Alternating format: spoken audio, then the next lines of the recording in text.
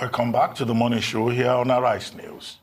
As the elections in Bayelsa State draw close, party leaders of the All Progressives Congress say they are sure of victory in Saturday's Bayelsa State governorship election.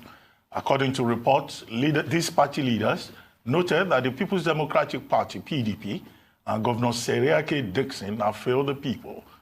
Meanwhile, there was a violent eruption recently in which one person was killed, particularly yesterday in Bayelsa State, ahead of the election on Saturday. But now we have with us in the studio Elder Asu Beks, who is a media personality, a major stakeholder also in Bayelsa. Indeed, he's president of the Ijaw Media Forum.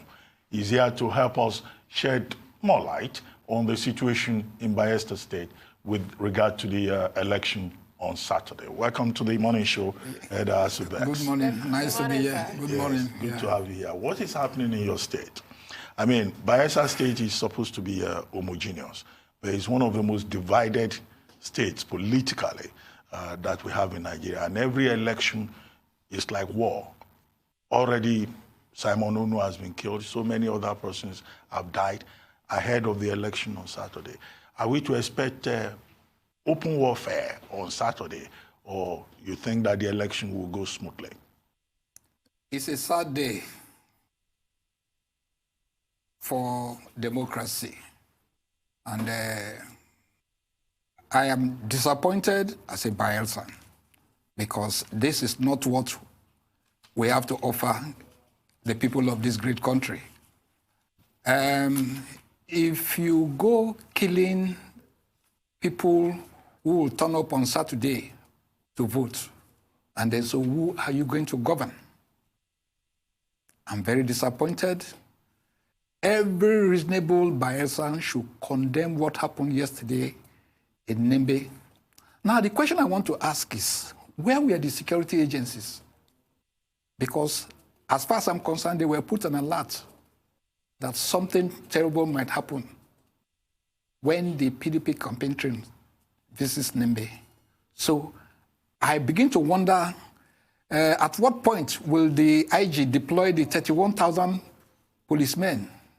At what point will they now be in Bayelsa to ensure that there's free and credible election in Bayelsa?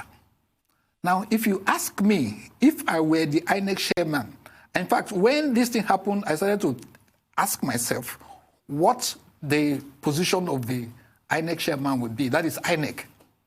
How do you convey materials to Nembe on Saturday? How do you conduct the elections? How do you secure the environment? Now, if there was voting, or if voting took place, how do you ensure there was peaceful voting? And then how do you ensure that you evacuated the electoral materials? So it's a big challenge, not only for the people of Bayelsa, but for INEC. I don't know how they are going to conduct the election in that particular local government area. Now we have our youth corps who are going to be deployed, and then several ad hoc staff. How are they going to cope? If you're a youth corps and you are assigned to Nembe, will you go to Nembe on Saturday? Of course, the answer is no. If I have any of my ward going for that election, of course, I will tell him or her not to go.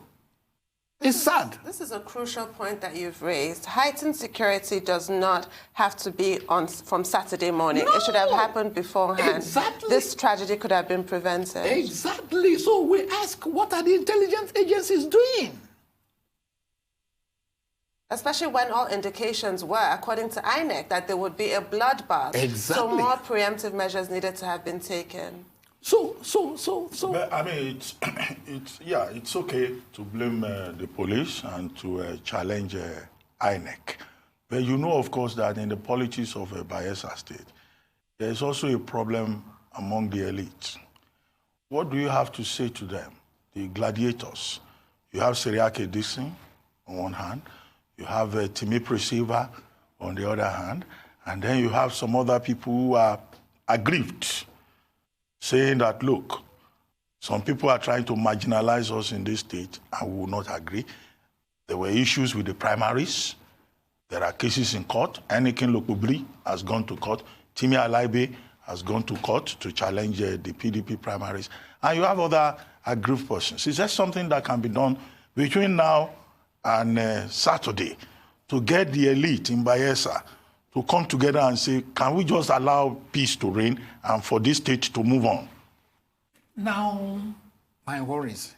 You see, even if you look at the larger society, even the elections we had at the presidential level, the processes that brings up these leaders is what has caused or created most of the challenges that we have in Nigeria in our electoral process. Now, in the case of the PDP, we had a Seriake Dickson, of course, who had his own restoration team. And of course, we had the likes of Timi Alaibe, former MD of NDDC. We have Dr. Bolade Gali, a former permanent secretary, a seasoned ambassador, and a host of others. But somehow, Doediri emerged.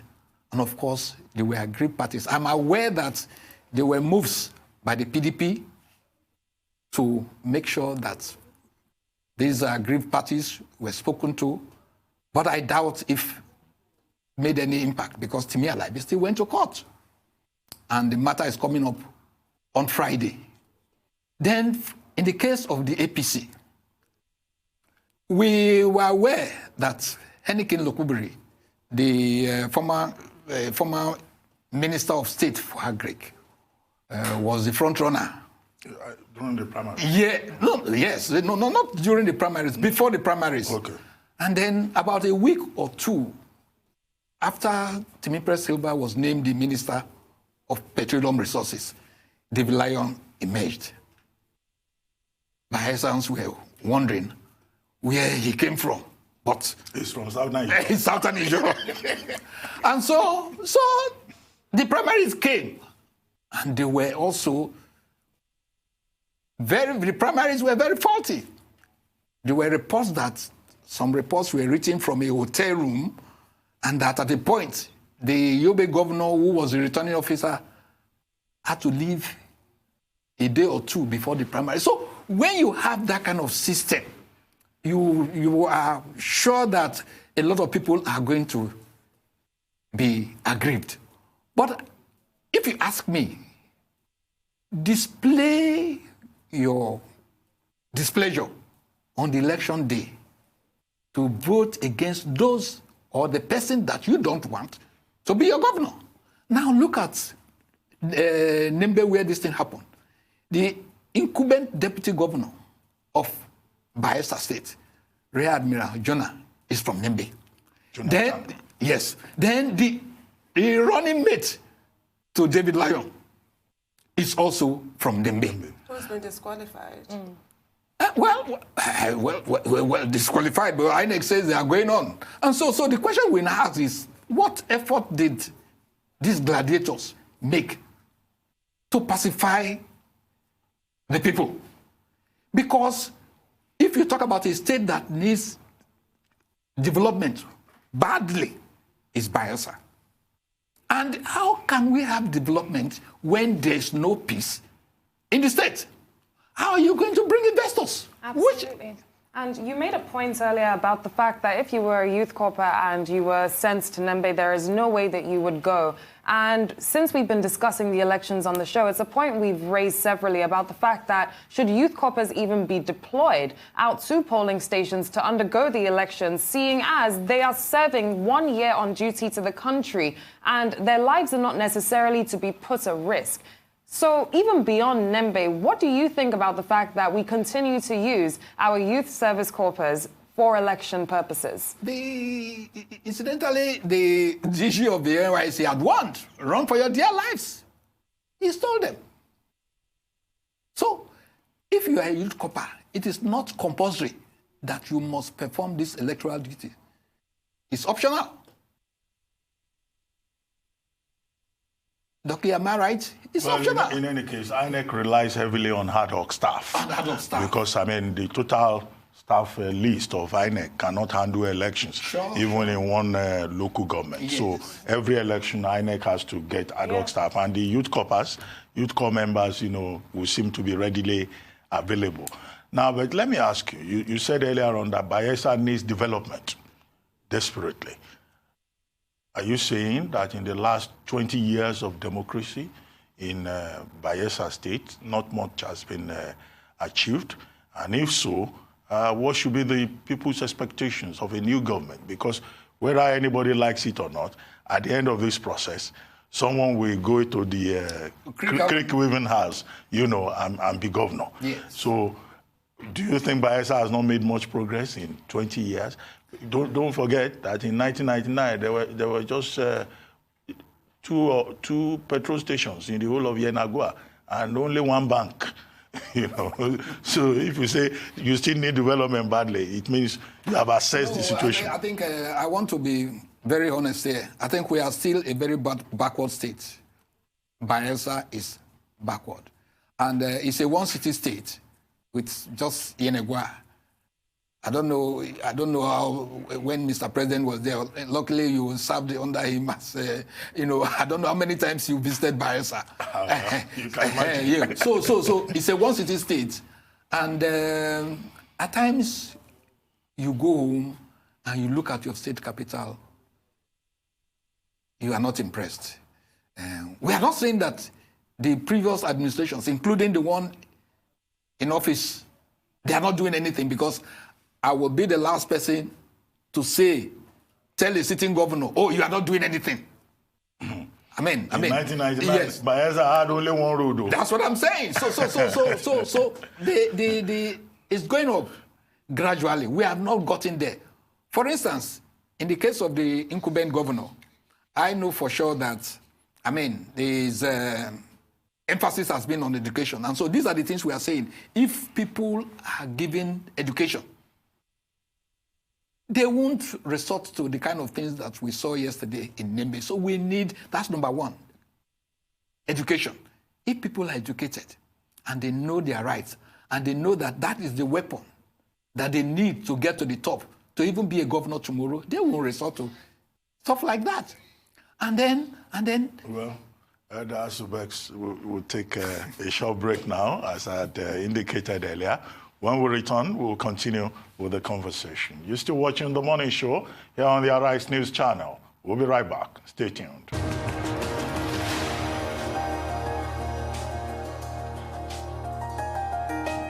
Welcome back to The Morning Show. We're still with Elder Asu Beks, CEO, Maritime Media Limited, and President, Ijom Media Forum, discussing the upcoming elections in Bayelsa State. So there are 45 candidates, but as usual, it's been touted as a two-horse race, APC or PDP. Bayelsa has always been a PDP stronghold since 1999, but APC really managed to make a lot of inroads, actually got a senatorial seat. It was all looking promising for APC until this sort of bombshell dropped by the court, disqualifying the deputy governor, the running mate of the APC candidate, David Lyon.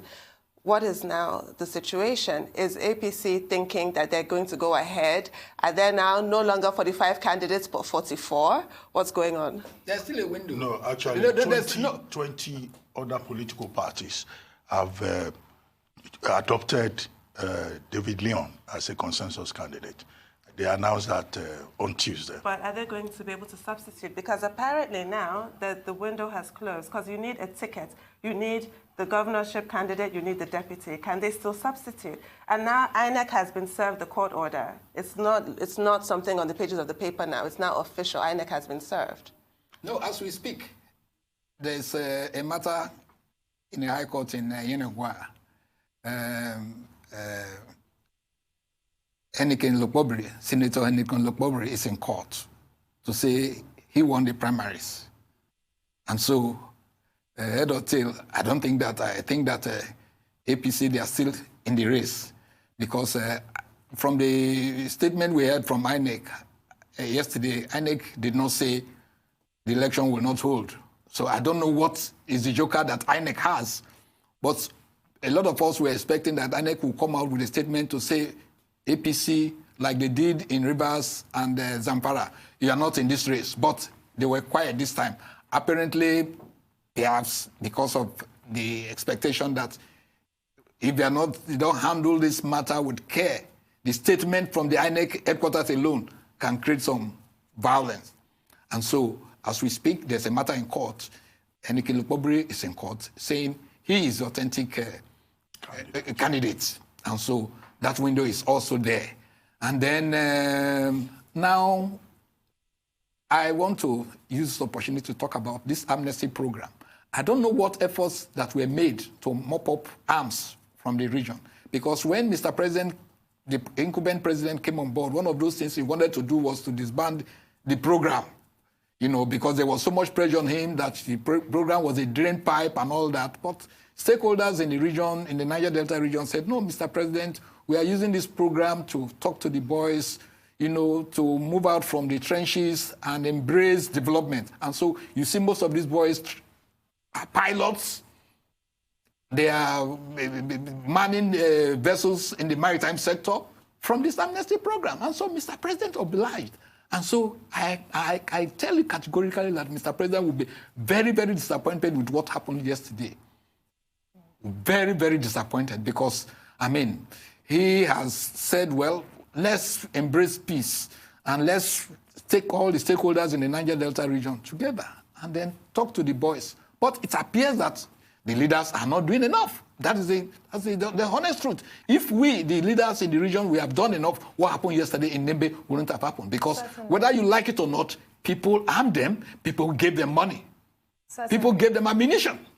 And those people are somewhere clinking glasses. Shame on them. Earlier on the show, we were even saying, actually, that we hope the police don't stop here and they actually go forward and track down and name and find out who the killer was of the poor staff of Bayelsa Radio that unfortunately lost his life yesterday. But if you look at these elections, there's also something interesting, which is that, like Tundu mentioned, there are 45 candidates, maybe 44, but that's a 125% increase in candidates from the last governorship elections. Why do you think there's been this really huge increase in the number of people that are running for these particular elections? People have seen, I think that's, let me be honest here, people see political office as a means of making it in society. So it's not about call to service. It's not about service. Yes, it's not about service. Where is the civil society in Bayelsa State? I know that in Bayelsa State probably has more newspapers than we have in Lagos. You know, you have all kinds of groups, but almost everybody is entrenched in one camp or the other. You know, it's usually very difficult to get anybody from Bayelsa who is not already politically or ethnically entrenched. So where is that civil society that can provide balance, that can monitor governance, that can generate useful conversation that is above the political frame? What happened? I think not much have been heard about the civil society in the past couple of years. I don't know the reasons. Because, of course, as you know, I'm a Lagos-based Bayelsa. And I think that the civil society, they have not done enough. They have not done enough. Is it acquiescence on their part or that they've been compromised? I will not want to say they have been compromised because there are a few cases. Of course, you know the case of the young man who is still Abiri, who is still John Sabiri. And so we have some lone voices in Yenegoa who still speak up. But, you know, the system is such that if you don't have that protection, how long are you going to be talking? We have a similar incident in Calabar, in Cross River State. With Agbajalingo. Exactly. And so these are the kind of things that we are seeing. But I think that, for me, our leaders need to speak up. Today, not even tomorrow. Chief Timipre Silva will need to address its supporters. Today.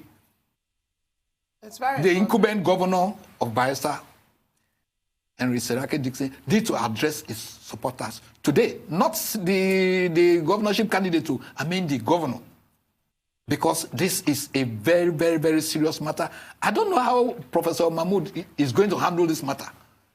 But, sir, you've said you need the political gladiators to sort of self-regulate and regulate their followers. Failing that, we would hope the parties, all the political parties at the national level, even at the state level, will step in. Failing that, we now look to the international community. The United States has threatened to impose sanctions on anybody involved in violence in the Bayelsa elections. Do you think that that works as a deterrent? Not the threat from the U.S. The only thing that can serve as a deterrent is that culprits of the incident of yesterday are picked and brought to book. But those are the people who fired the gun. What about the people who armed them and paid them and sent them to commit those crimes?